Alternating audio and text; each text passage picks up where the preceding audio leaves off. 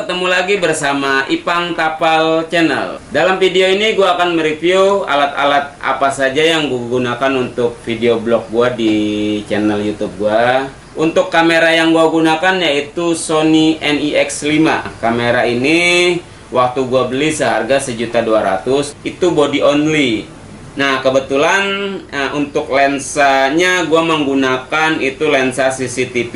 Untuk lensa CCTV-nya gue beli seharga 450.000. Dengan 1.650.000 itu sudah bisa bikin video vlog dengan kualitas gambar yang bagus. Nah, yang kedua gue mau menunjukin kamera Canon EOS 50D. Mungkin buat fotografer tahu kalau seandainya untuk Canon EOS 50D ini tidak bisa untuk video. Semenjak ada Magic Lantern, jadi kamera ini sudah bisa gue pergunakan jadi video. Nah, biasanya kamera ini gue gunain untuk gambar-gambar yang sifatnya close up.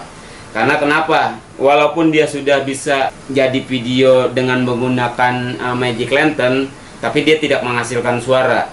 Nah, jadi ini untuk insert-insert saja yang gue gunain. Nah, kebetulan kamera ini untuk baterainya itu cukup cepat habisnya, karena memang dia sebenarnya prioritasnya lebih ke foto. Jadi gue oprek menggunakan adaptor 12 volt. Nah, dengan step down dengan harga 25.000. Jadi untuk baterainya ini itu gue bongkar, isinya gue buang. Nah, jadi dia tinggal dicolok aja melalui USB. Nah, untuk kamera ini jadi tidak menggunakan baterai, melainkan langsung arus listrik. Yang ketiga, gue menggunakan yaitu action cam. Nah, kebetulan di sini gue punya dua action cam. Ini biasa gue gunain di video vlog gue. Yang ini bermerek Espis, waktu gue beli seharga 700.000. Tapi sekarang sudah turun dengan harga 550-an, sudah bisa mendapatkan Espis dengan tipe S1C. Nah, untuk hasil gambarnya pokoknya sangat memuaskan. Dalam kondisi low light-nya pun dia cukup, menurut saya lumayan. Nah, yang kedua itu Biker X5. Kenapa saya menggunakan dua action cam ini? Nah, untuk Biker ini digunainnya lebih ke outdoor, karena dia dual monitor. Jadi ketika saya mau selfie atau saya menggunakan kamera ini biar komposisinya pas. Untuk Biker X5 ini itu belum ada audio eksternalnya. Berikut juga Espis belum ada. Nah, kebetulan ini sudah saya oprek. Untuk kamera Biker ini saya oprek menjadi ada audio eksternalnya. Jadi saya tinggal colok saja untuk clip on-nya. Jadi ketika saya menggunakan, tinggal saya taruh dan hasil suaranya akan jernih.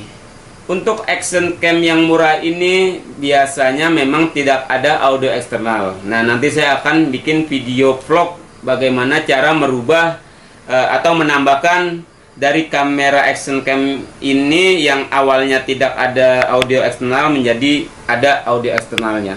Nanti pasti untuk video vlognya akan saya buat. Dari semua kamera yang saya punya ini, di sini saya menggunakan banyak lensa. Nah, kebetulan sebenarnya lensa ini bukan lensa mahal, ini lensa murah semua. Nah, untuk lensa manual ini ukurannya 135 mm dengan f3,5. Jadi dalam video vlog saya tidak menggunakan gear yang mahal-mahal, karena memang saya dengan low budget. Bagaimana caranya saya bisa berkreativitas dengan skill yang saya punya itu menggunakan gear-gear murah. Nah, ada lagi lensa yaitu lensa 50 dengan f1,8. Nah, lensa 50 ini itu kalau untuk saya cari dengan kondisi yang bokeh-bokeh, ini jagonya. Nah, ada lagi di sini saya punya lensa, ini sama lensa 50 juga, f-nya 1,7. Nah, dia ini sorry. Ini f-nya 1,4. Ini saya waktu beli hanya 200.000 dengan kondisi pecah dan acak adut, karena terbilangnya sudah lensa, boleh dikatakan lensa rusak. Nah, setelah saya oprek-oprek, alhamdulillah sekarang sudah bisa digunakan dan dengan hasil gambarnya itu tidak mengecewakan. Nah, ini adalah lensa 35. Ini lensa Nikon. Nah, semua yang saya punya itu lensa Nikon dan lensa CCTV. Untuk lensa Nikon ini ukurannya 35 mm dengan f-nya 2,5. Waktu saya beli dalam kondisi rusak, ini seharga 450.000 dengan teman saya. Kebetulan lensa ini memang bermasalah di fokusnya karena memang si dratnya itu miring ke dalam. Nah, setelah saya bongkar dan saya kasih minyak kelapa, alhamdulillah sekarang sudah normal dan sudah bisa digunakan. Hasilnya pun cukup oke. Nah, ini saya punya converter wide dan kalau seandainya dibuka itu jadi makro. Jadi saya tinggal tempelkan saja di lensa kitnya Canon yang 1855, itu akan jadi makro, jadi lensa makro. Nah, biasanya ini saya gunakan ketika saya membutuhkan gambar yang detailnya lebih ekstrim close up. Nah, untuk converter wide ini saya beli seharga 165.000 di Bukalapak. Cukup lumayan kepakai juga untuk di kamera DSLR 50D. Dari hasil gambar yang saya buat, proses editingnya biasanya saya selalu grading color. Karena kepuasan seorang editor setelah grading color akan berbeda dari hasil aslinya dari kamera itu sendiri. Oke, dari video akhir saya ini, saya menyarankan buat kalian semua yang ingin memulai video vlog. Menurut saya, dengan kamera murah pun kita bisa berkreasi. Jadi jangan sampai kita tunggu punya kamera bagus baru kita bisa membuat video vlog. Menurut saya, kamera nggak jadi soal, yang penting kita bisa berkarya.